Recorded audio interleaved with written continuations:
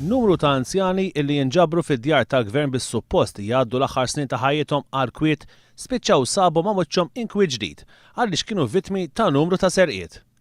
Min tweġiba mogħtija l-mistoqsija illi saret fil-Parlament mid-deputat Carmelo Abela, ir-riżulta li f'sentejn kienu rapportati 36 serqa, bil-maġġoranza tagħhom isseħħu f'San Vincenz de Paul.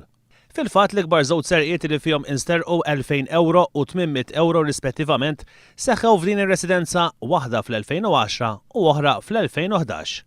Minn San Vincenz de Paul insterqu wkoll ġojellerija, apparat elettroniku, ikel u mediċini fost oħrajn. Fuq każ partikolari ta' serq ta' ikel u mediċini għaddejjin proċeduri fil-qorti. Residenza oħra fejn kienu rapportati numru ta' serqiet hija dik ta' Żejtun. Bejn l-2009 u l-2011 f'din ir-residenza kienu rapportati 11 serqa fejn b'kollox insterqu 1,000 euro fi flus kontanti. Djar oħra tal-gvern fejn l-anzjani sfaw vittmi ta' serq kienu dawk tal-Mellieħa, l-Imsida, il-Florjana u l-Gżira. Fil-maġġoranza assoluta ta' serqiet rapportati daħlet il-Pulizija, iżda l-investigazzjonijiet għadhom sal-lum mhumiex konklużi.